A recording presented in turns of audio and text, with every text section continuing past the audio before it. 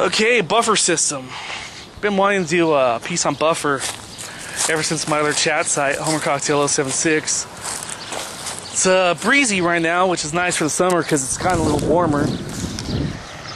Sun's still high in the sky. Got a couple of errands running. It's a couple of people walking out there.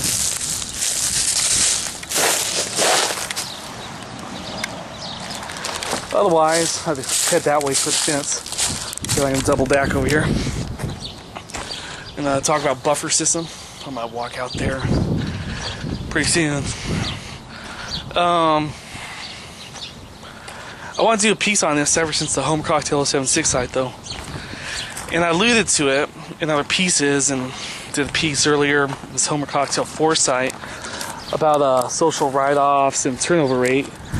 Did a piece at the Homer Cocktail 076 site about disparity. And I'm about to get my bachelor's finally, and it's taken a few years longer than I thought it might. I've written 7 novels. Go to scribd.com/Homer Cocktail. You can see Zoton, title, Anguish, Trampled, Exacerbation, Annihilation. One's not there, it's on a hard crash drive. Still have my crash hard drive, I mean. It costs up to $1,500 to get those fixed at Data Recovery. As low as $500. And one of my projects was going to be to manually transfer it this summer, and started doing it and just, couldn't maintain the motivation for some reason, but that's okay. I have my whole life to do that one, if anything. But I was going to talk about buffer system. And one of my characters, I gave one of my characters in one of my books an attitude I developed. They say you count your friends on one hand, your real friends. Some people do. And I come to find that, in this life of balance and counterbalance, whatever, yin and yang and opposing forces coming together, and all which thing, and the love you make is equal to the love you take, that's the Beatles or whatever, right?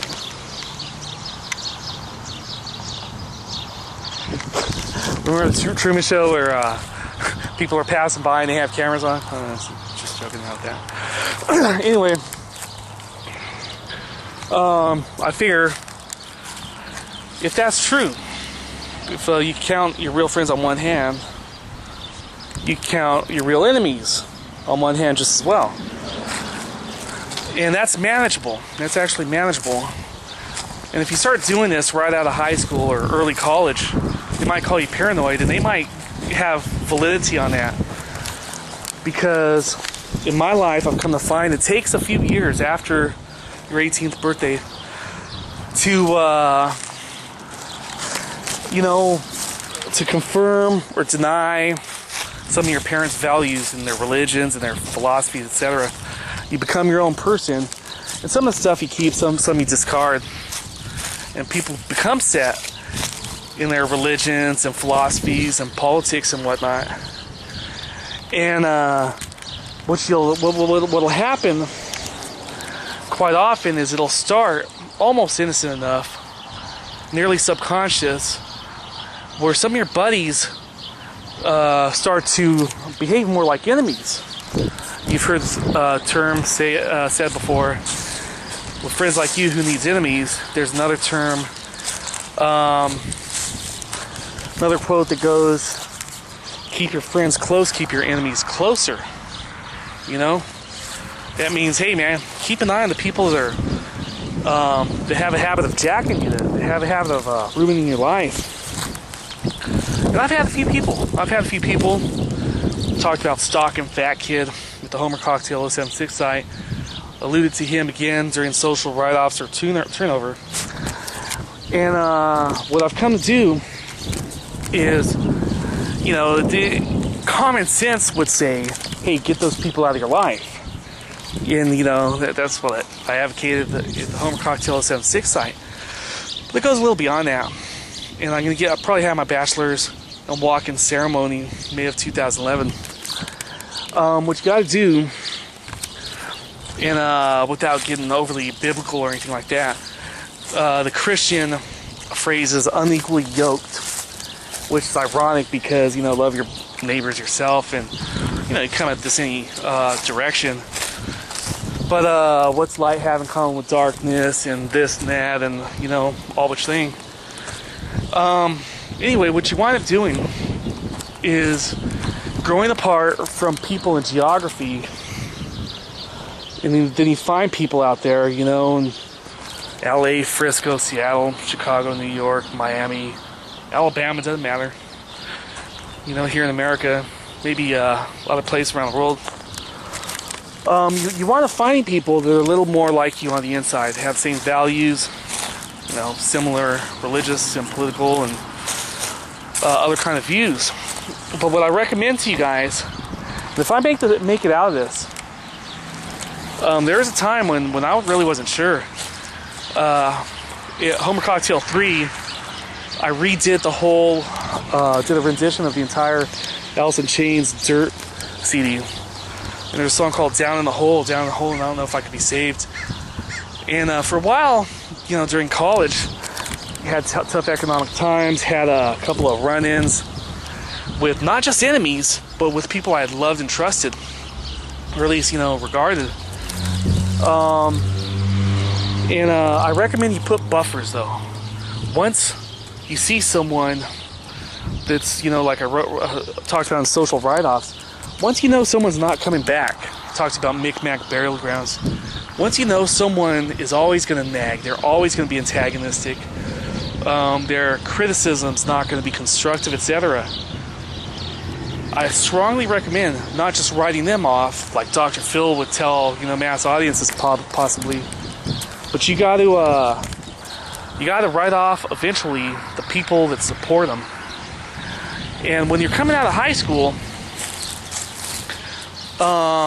it seems a little tough because of camaraderie and, you know, people you might have in common and all, which, you know, kind of happened in my group. You know, you party with someone that likes the shithead that is always trying to jack your ass, right? And maybe these people start off innocent or fence sitters or oblivious or whatever it might be. But what I learned to do is, okay, you got to put them in that category. Sometimes you got to call them on it. Hey, man, you know so-and-so's fucking me or jacking my ass or trying to? And they're like, oh, and if they're trying to stick up for them, you got to put them in that category of buffer or fence sitter or something. And every time you think that there's a situation that would call for dignifying your enemies, I recommend dignifying the buffers. Dignifying the people that are next in line. Okay, there's 5 people. If you try to attack the world, it's going to cave in, and it's going to backfire probably. Okay? By your mid-20s, if you're not already set in your, you know, religious, political, and you know, certain social views, if you're not set by your mid-20s, man, maybe you never will be. And this haven't gone through college, probably. And maybe it doesn't apply across the board, I'm not sure. But right before I was ready for a write-off, another tier, you know, cut-off or whatever, I was a small Chinese kid, right? He used to ride to school with me and my buddy John. And then he took one of my worst enemies, mine and my buddy John. This fat kid was gonna suck John's dick supposedly. And whether he wanted to do it or not doesn't matter. He said he was trying to get in, he was fucking with our heads, which he never had that leeway. You know, you don't have that leeway to talk to us like that, right? But this little Chinese kid, who used to not like that fat kid in the past, went ahead and sided with him. Then he had the nerve, for the first time, to tear enemy earlier this month, after we watched some live rock and roll. And then, you know, now the decision's made. Okay, not only is a fat kid gone, but now I gotta spend a few years slowly and subtly getting your ass out. But this is Buffer System in the Gunk series. You know, you guys been a good crowd. Party on. Out of time. Hang in there.